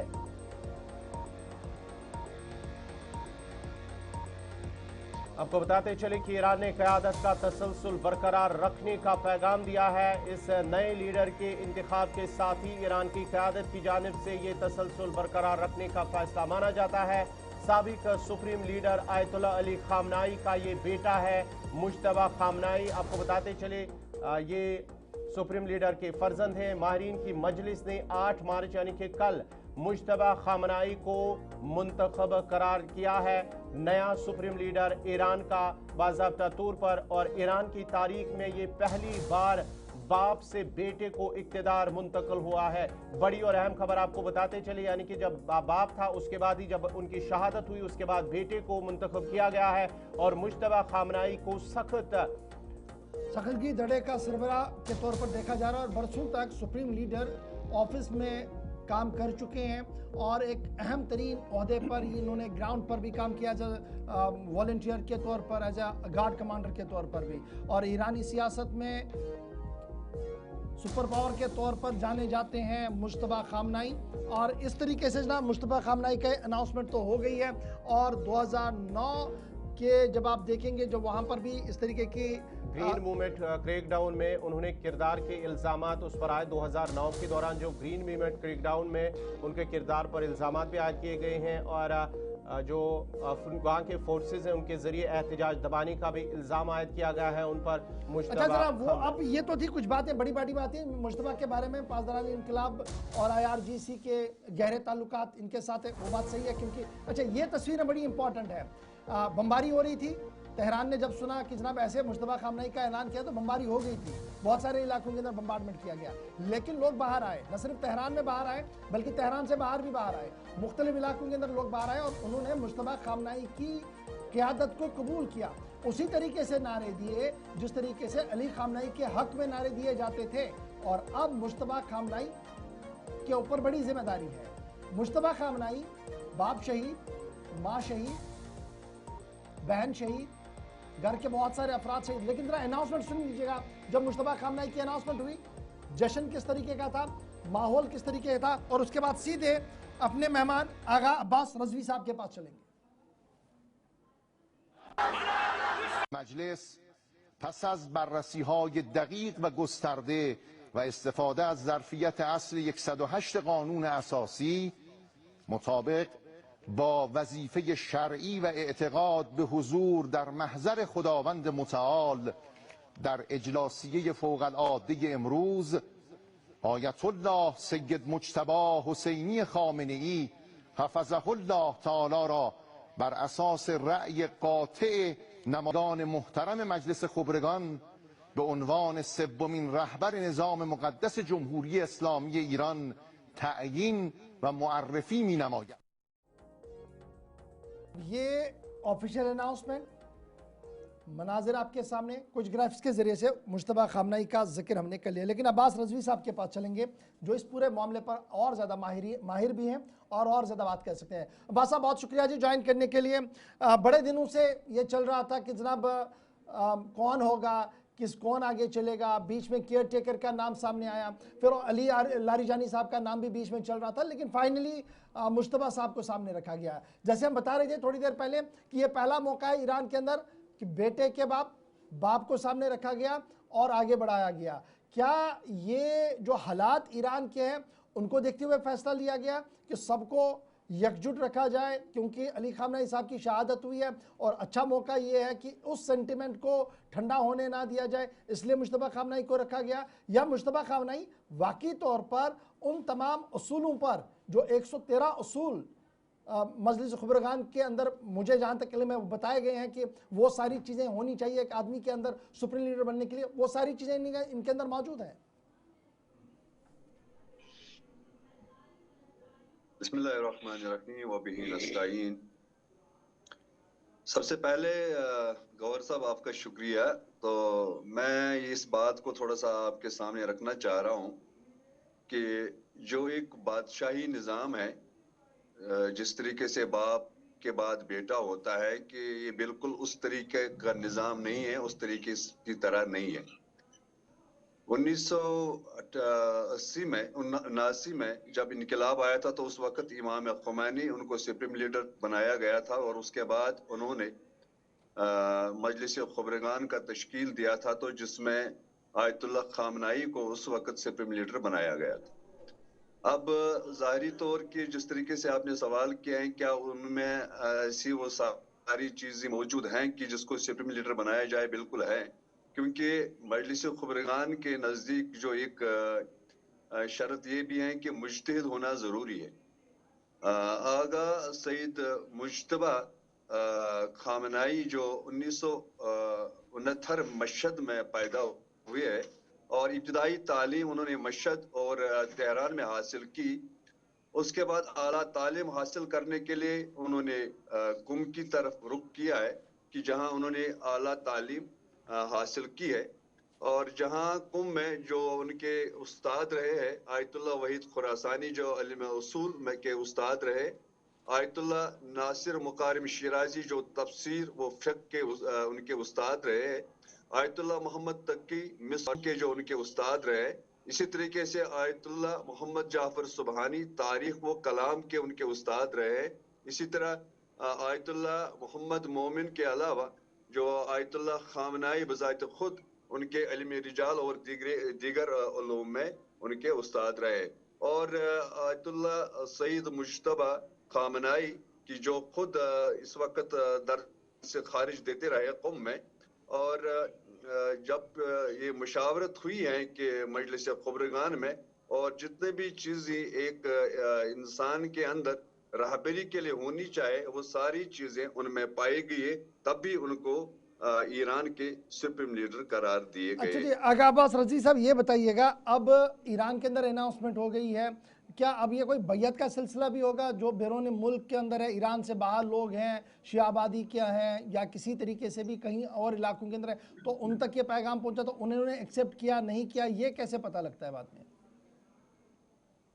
देखिए, आपने एक बहुत अच्छा सवाल किया है कि बेसिकली दो चीजें होती हैं। मुज्तहिद वो होता है कि जो दर्स खारिज दे, और दर्स खारिज उनको दिया जाता है कि जो मुज्तहिद बन जाते हैं, जिनको मुज्तहिद बनना होता है। और मर्जा दूसरा होता है। मर्जा जिस तरीके से आयतुल्लाह खामनाई जिस वक्त सुप्रीम लीडर बने थे, वो उस वक्त मर्जे नहीं थे बल्कि मुज्तहिद थे। मर्जे वो होते हैं कि जिनको मतलब साहिबी रिसाला होते हैं, कि साहिबी रिसाला जो जिसको हम तवजील मसाइल भी कहा जाते हैं। और तकरीबन 13 साल के बाद आयतुल्लाह खामनाई जो साहिबी रिसाला बने थे, और तब दुनिया के जो लोग हैं और हमें तकलीद करनी होती है तब उनसे रुजू किया है। और अभी आयतुल्लाह सईद मुज्तबा जो जिनकी डेट ऑफ बर्थ 1969 है, तो अभी मतलब बहुत कम उनकी उम्र है, तो इंशाल्लाह तकरीबन ये भी 5-10 साल तक या कुछ उससे भी कम अरसे में ये साहिबी रिसाला बनेंगे। तो तब पूरी दुनिया उसी तरीके से जिस तरीके से आयतुल्लाह खामनाई की इताअत करते रहे और उनकी तकलीद करते रहे, उसी तरीके से उनकी भी तकलीद की जाए। और दूसरी जो मतलब अंदाज से मैं ये भी कहूँ कि इस वक्त भी आयतुल्लाह खामनाई के जो फर्जंद हैं और पूरी दुनिया के जितने भी मुसलमान हैं, वो उसी तरीके से इज्जत करते रहेंगे आयतुल्लाह सईद मुज्तबा की, कि जिस तरीके से आयतुल्लाह खामनाई की वो इताअत और उनकी इज्जत करते रहे। यानी मजहबी तौर पर अभी वो मजहबी पेशवा सुप्रीम लीडर नहीं है, ये ईरान के सुप्रीम लीडर मान सकते हैं इनको पॉलिटिकल एफर्ट्स में? बिल्कुल, उनमें देखें कि मतलब मैं आपको ऐसे कहूं कि जो इनकलाब ईरान जो है उस हवाले से कि अगरचे मतलब इस वक्त अभी हम तकलीद जिस तरीके से दूसरे मुज्तहिदीन का भी हुक्म है, जो मुज्तहिदीन हमारे उन्होंने ये कहा है कि जो हम तकलीद करते हैं वो हम अभी बाकी रख सकते हैं आयतुल्लाह खामनाई के ऊपर, और जब तक ये भी मतलब साहिबी रिसाला बनेंगे और तब उनकी तरफ रुजू करेंगे, और ये हमारे लिए भी मतलब बहैसियत एक मुज्तहिद होंगे और हमें उनसे रुजू करना उसके बाद ज़रूरी होगा। चलिए, बहुत शुक्रिया आगा अब्बास रज़वी साहब। आगा मुज्तबा खामनाई साहब फिलहाल सुप्रीम लीडर ईरान के बन चुके हैं, अनाउंसमेंट हो चुकी है ईरान के अंदर, और ईरान के अंदर जश्न का समा था तब जब डोनाल्ड ट्रंप साहब बार बार ये कह रहे थे कि जनाब अनाउंसमेंट से पहले ज़रा हमसे वेट कीजिएगा। दुनिया की चौधराहत के मालिक डोनाल्ड ट्रंप साहब कह रहे हैं कि जनाब आप ऐसे नहीं कर सकते। अब डोनाल्ड ट्रंप से जब ये पूछा गया कि जनाब मुज्तबा साहब तो सुप्रीम लीडर बन चुके हैं ईरान के, उसका रद्द-ए-अमल क्या कुछ है, तो बड़ी खबर हम आपको बता रहे हैं कि डोनाल्ड ट्रंप ने इस बराह रास्त सवाल पर कोई जवाब नहीं दिया है। ओवल ऑफिस में पहली बार जब उनसे ये कहा गया कि मुज्तबा खामनाई को ईरान ने सुप्रीम लीडर नामजद किया है, तो उन्होंने कोई भी जवाब मुज्तबा खामनाई की अपॉइंटमेंट पर नहीं दिया है। अमेरिकी सदर का मानना है कि वो देखेंगे मुज्तबा खामनाई को, we will see what happens, हम देखेंगे क्या कुछ होगा। और डोनाल्ड ट्रंप साहब का यह भी मानना है कि ईरान का वार अभी ख़त्म नहीं हुआ, जंग ख़त्म नहीं हुई है, और कोई भी डिसीजन जिस तरीके से लिए जा रहे हैं ईरान में, यह दुनिया को काबिल कबूल ही नहीं है। एक बड़ा सवाल यहाँ पैदा होता है कि मजहबी मामलात में, मुल्की मामलात में, जमहूरी मामलात में अगर एक आदमी को किसी रियासत का सरबराह कोई बना दे दिया तो दूसरे मुल्क को तो एतराज़ होना नहीं चाहिए। और अमेरिका जो खुद एक डेमोक्रेटिक होने का दावा करता है, डेमोक्रेटिक इंस्टीट्यूशंस को आगे बढ़ा रहा है, यहाँ पर 3 दिन से इजलास चल रहा है, 3-4 दिनों से मीटिंग चल रही है और लोग न सिर्फ ईरान के अंदर, ईरान के बाहर भी सड़कों पर आए जब मुश्तबा का नाम आया।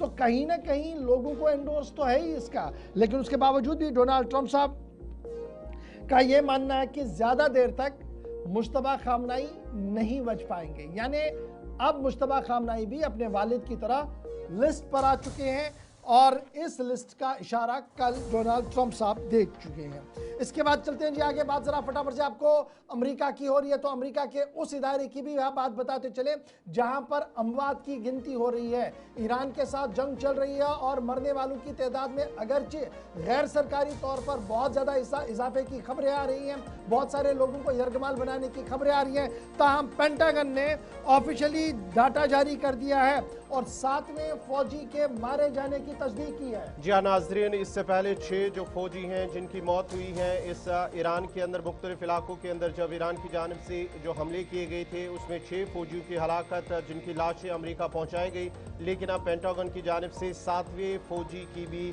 अब तस्दीक कर दी गई, यानी कि 7वां फौजी भी जांबाक हुआ है। वेस्ट एशिया वार के अंदर जिस तरह से मशरिक़ वस्ता के अंदर जंग जारी है वो ज़ख्मी हुआ था ईरानियन अटैक की वजह से सऊदी अरबिया के अंदर, और अब पेंटागन की जानिब से कहा गया है कि जो डेथ टोल है 28 फरवरी से वो 7 हो गई, यानी कि 7 फौजियों की अब तक जान चली गई हैं। ये अमेरिका की जानिब से इसकी तस्दीक बाज़ाब्ता तौर पर की गई है। जो 6 फौजी इससे पहले जो मारे गए थे ड्रोन अटैक की वजह से कुवैत के अंदर, उनकी लाशें अमेरिका पहुंचाई गई हैं, लेकिन अब जो ज़ख्मी फौजी एहलकार इस सऊदी अरब के अंदर हुआ था ज़ख्मी ड्रोन अटैक ईरान की जानिब से, वो ज़ख्मों की ताब न लाते हुए दम तोड़ बैठा और अब मरने वालों की तादाद 7 फौजी की हो चुकी है। इसका बाज़ाब्ता तौर पर अमेरिका ने तस्दीक कर दी गई है और साथ ही साथ कुछ ज़ख्मियों की भी इत्तलात मौसूल हो रही हैं, लेकिन अमेरिका की जानिब से अभी तक उस पर कोई तफसीलात सामने नहीं लाई गई है। चलिए जनाब, आज एक और खबर की ओर चलते हैं, चूंकि आज 10वां दिन है और अमरीकी अफवाज की तरफ से एदाद-ओ-शुमार भी जारी कर दिए गए हैं कि ईरान के किन किन इलाकों के अंदर हमले किए गए हैं और किस तरीके के हमले किए गए हैं। और डिटेल ब्रीफिंग के अंदर इस बात की वजाहत कर दी गई है कि ईरान को बड़े पैमाने पर नुकसान हुआ है, इंफ्रास्ट्रक्चर नुकसान ईरान को हुआ है, बैलिस्टिक मिसाइलों से लेकर दीगर मिसाइलों की जो तजुर्बागाहें हैं उन्हें तबाह करने का दावा जो है वो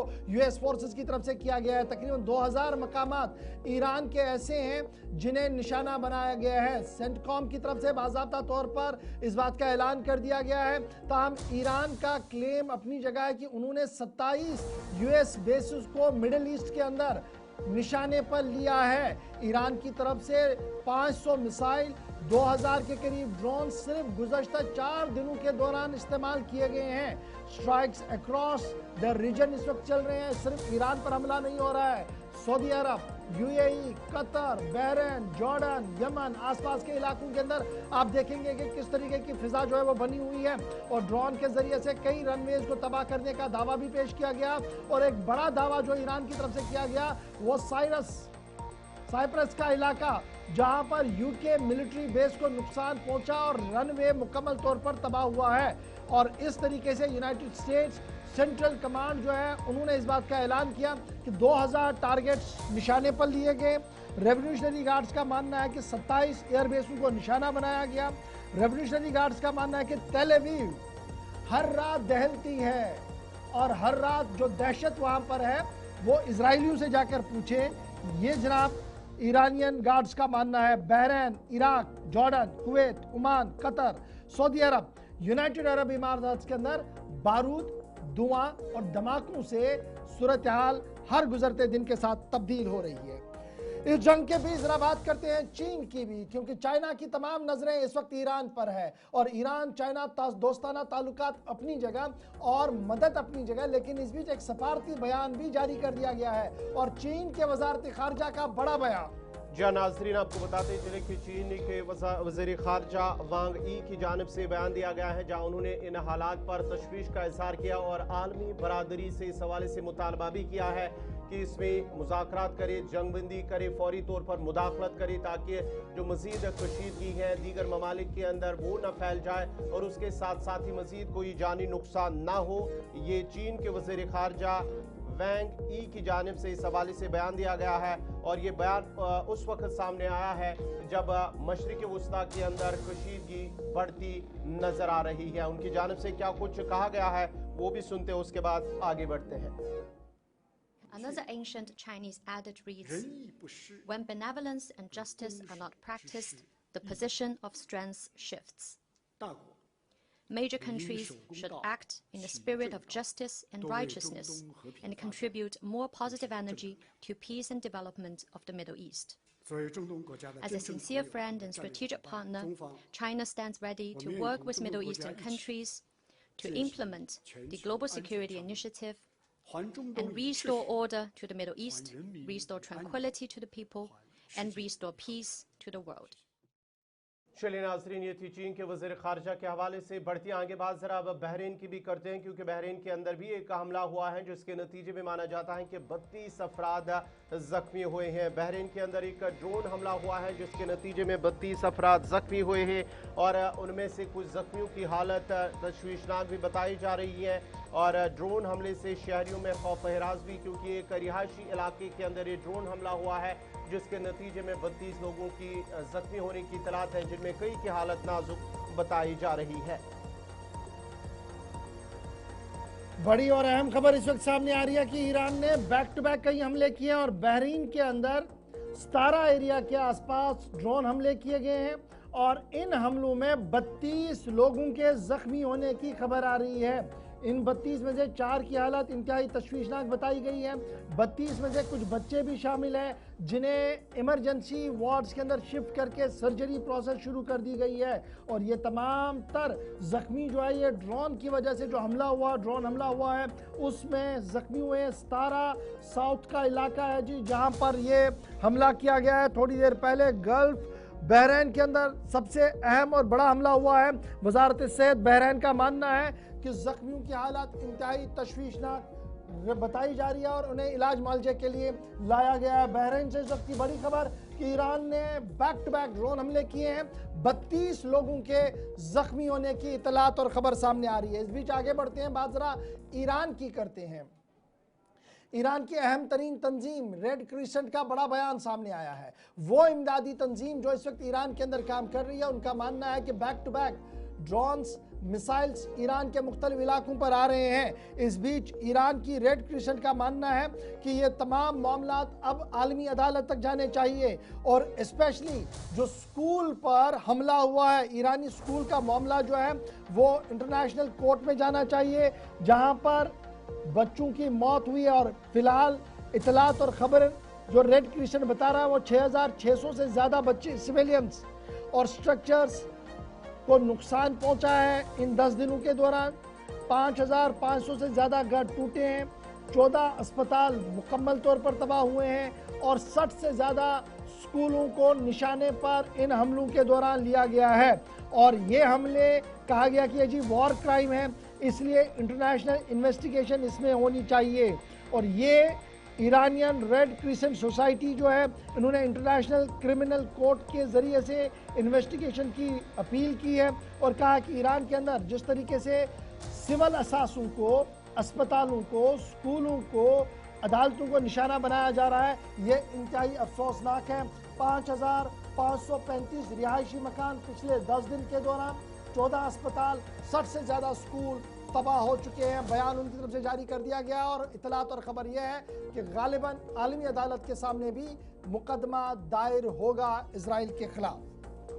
चलिए नाज़रीन, जहाँ हम ईरान की बात कर रहे हैं तो ईरान के हवाले से जो IRGC है उनकी जानिब से एक बड़ा दावा भी किया जा रहा है, जहाँ उन्होंने कहा है कि उन्होंने जो रडार सिस्टम है उससे नुकसान पहुंचाया, तबाह किया है। बड़ी और अहम खबर ईरानी फ़ौज यानी कि IRGC का दावा है 4 अमरीकी थाड रडार हमले से तबाह किए गए हैं, ये उनकी जानिब से दावा किया गया है। और उनका मानना है जो IRGC है गुज़िश्ता 24 घंटों के दौरान उन्होंने कहा है कि 4 थाड जो रडार सिस्टम है उन्हें तबाह किया गया है। और ये थार सिस्टम जो है आपको बताते चले कि ये जो बैलिस्टिक मिसाइल है उन्हें डिटेक्ट करने में ये मदद करता है, फौरी उन्हें नाकारा बनाता है। और जो IRGC है उन्होंने अब दावा किया है कि उन्होंने उनको तबाह किया है, जो कि अमेरिका के ये थर्ड सिस्टम है, डिफेंस सिस्टम, उसे तबाह करने का। लेकिन अमेरिका की जानिब से अभी तक इस खबर की तस्दीक या तरदीद नहीं हुई है, लेकिन IRGC ने इसका दावा किया है कि 4 थर्ड रडार सिस्टम उसको गुज़िश्ता 24 घंटों के दौरान तबाह कर दिया गया। Terminal high altitude area defence थाड THAAD इसका नाम रखा गया है। एंटी मिसाइल डिफेंस वर्क के लिए यूज होता है और यूनाइटेड स्टेट्स के अंदर इसको अहम तरीन जगह हासिल है क्योंकि ये डिटेक्ट बहुत ज़्यादा। अच्छा, ये जो तस्वीरें ये ईरान की है, जब मुश्तबा खामनाई का नाम अनाउंस हुआ और उसके बाद बैक टू बैक कई मिसाइल्स दागी गई हैं। इसकी डिटेल थोड़ी देर में हम आपको बताएंगे, लेकिन फिलहाल 24 घंटों के दौरान IRGC का ये दावा है कि थार के साथ जुड़े हुए डिफेंस सिस्टम के मजीद राडार्स को नाकारा बनाया गया, तबाह किया गया और मुकम्मल तौर पर ये जो नेटवर्क, डिफेंस नेटवर्क उनका था, उसको तहस नहस करने का दावा पेश किया गया है IRGC की तरफ से। अब आते हैं जी आगे, बात जरा इजराइल की भी आपको बताते हैं। इजराइल बैठा नहीं है, इजराइल की तरफ से हमले किए जा रहे हैं, लेकिन इजराइल के अंदर हुकूमत का बड़ा फैसला हुआ है और हुकूमत का फैसला ये है कि अंदरूनी इलाकों के अंदर लगाए गए CCTV कैमरास को हटाया जाए। रात देर के ऑर्डर क्या जारी हुआ, आनन फानन में इंतजामिया हरकत में आई है और इजरायली अफवाज की तरफ से, सिक्योरिटी एजेंसीज की तरफ से CCTV कैमरास जो लगाए गए थे मुख्तलिफ इलाकों के अंदर, उनको हटाने का सिलसिला शुरू किया गया है। सिक्योरिटी हालात को मद्देनजर रखते हुए, सिक्योरिटी मामलात को ध्यान में रखते हुए इन कैमरास को डिसलोकेट किया जा रहा है, तोड़ा जा रहा है या बंद किया जा रहा है। रिपोर्ट्स ये आ रही है कि मिसाइल स्ट्राइक्स जितनी इजराइल के अंदर हो रही है, उनकी तस्वीरें कैप्चर होती हैं और वो बाद में वीडियो के जरिए से बाहर आती हैं। दहशत इजराइल के अंदर पड़ी हुई है, उस चीज़ को रोकने के लिए और जो इस वक्त सूरत हाल बनी हुई है कि हाईजैक, ये जो तमाम सिस्टम्स हाईजैक होते हैं उनको हैक किया जाता है और फिर वहाँ पर सूरत हाल कुछ और चलती है, यानी इन कैमरास के जरिए से नज़र रखी जा रही है। उसको देखते हुए ये तस्वीरें इस वक्त सामने आई है जहाँ पर इमरजेंसी तौर पर ये तमाम कैमरास को हटाया जा रहा है और ये जो इजरायली है, इजरायली हुकूमत की तरफ से बाज़ाब्ता तौर पर साफ कर दिया कि कोई भी सोशल मीडिया पोस्ट नहीं चढ़ाएगा हमले के बाद का, जब तक सरकार की तरफ से उसकी पूरी तस्दीक या तरदीद ना हो। तो फिलहाल बड़ी खबर ये कि CCTV कैमरास जो लगाए गए थे मुख्तलिफ इलाकों के अंदर, ईरान की बैक टू बैक हमलों और दीगर मामलात को देखते हुए इन CCTV कैमरास को हटाने का सिलसिला तेज़ हुआ है।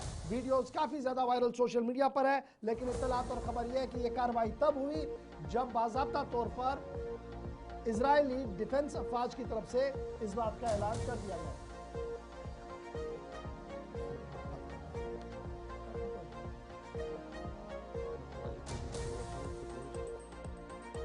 अब आगे बढ़ते हैं, जरा आपको एक और अहम और बड़ी खबर से रूबरू करवाते हैं और आपको बताते हैं कि फतवों का सिलसिला भी जारी है। ईरान के मजहबी पेशवाओं की तरफ से ईरान पर हुए हमले को जहां मजम्मत करार दी गई, वहीं पर इराकी सुन्नी मुफ्ती आजम का फतवा भी सामने आया है। इराकी मुफ्ती आजम का बड़ा फतवा सामने आया है और इराकी मुफ्ती आजम ने ईरान के हक में खड़ा होने की बात कही है। इराक के सुन्नी ग्रैंड मुफ्ती की तरफ से यह साफ कर दिया गया कि ईरान पर जिस तरीके से जारहाना हमला हुआ है और अली खामनाई की शहादत हुई है, अस्पतालों और स्कूलों को निशाना बनाया गया है, इस पर लाजमी तमाम मुसलमानों को है कि वो ईरान के साथ खड़े होकर सहूनी ताकतों के खिलाफ लड़े। मेहदी अल सुमदी की तरफ से फतवा जारी कर दिया गया है और फतवा तब जारी कर दिया गया है दारुल इफ्ता इराक की तरफ से जब सूरत हाल तशवीश ज़दा बनी हुई है, जंग ज़दा बनी हुई है और उस बीच दारुल इफ्ता की तरफ से बाज़ाब्ता तौर पर अमरीकी मददगारों और हिमायत वाले लोगों के खिलाफ सफारा होकर जो जहाद की कॉल, आप ऐसे अल्फाजों में सुन लीजिए, जहाद की कॉल सुन्नी आलमी दीन की तरफ से दी गई है इराक के अंदर। المسلمين عموما وجوب أن يدافعوا عن الإسلام سواء كانت إيران تحمل الإسلام، سواء كان العراق، اليمن، أي دولة تحمل الإسلام، يجب على كل مسلم يشهد أن لا إله إلا الله. चलिए नाजरीन, चलते चलते आपको बताते चले कि जिद्दा एयरपोर्ट की जानिब से एक सफरी हिदायत भी जारी कर दी गई है वहां पर, और ये भी कहा गया है कि परवाज से पहले फ़्लाइट स्टेटस अपडेट चेक करने की अपील की गई है। जो भी जिद्दा एयरपोर्ट पर जो भी शहरी होगा, जिसे कहीं भी जाना होगा, किसी भी कंट्री जाना होगा, उस सिलसिले में अब जिद्दा एयरपोर्ट की जानिब से सफरी हिदायत जारी कर दी गई है। और इलाकी पेश जो कशीदगी है उसके बायस वहाँ पर फ़्लाइटें मुतासर हैं और मुसाफिरों को एयरलाइन से तस्दीक करने की हिदायत दी गई है, उसके बाद ही वो अपना सफ़र जारी रख सकते हैं। ये जिद्दा एयरपोर्ट की जानिब से मुसाफिरों के लिए एक सफरी हिदायत जारी कर दिया गया है। किंग अब्दुल अजीज इंटरनेशनल एयरपोर्ट जिद्दा के हवाले से ये इत्तला है कि वहाँ पर परवाज़ों के आने जाने में ताख़ीरें हो रही हैं। मुसलसल हमलों के बीच इस वक्त सऊदी अरब भी हाई अलर्ट पर है और यही वजह है कि जिद्दा एयरपोर्ट से जाने वाले या आने वाले लोगों से कहा गया कि वो सबसे पहले परवाज़ कंपनियां, जितनी भी एयरलाइंस कंपनियां, उनके साथ रब्ता करें, उनकी तस्दीक शुदा बातों पर ही भरोसा करें, सोशल मीडिया पर अफवाहों पर ध्यान ना दें और बिला ज़रूरत जिद्दा एयरपोर्ट पर आने की ज़रूरत नहीं है।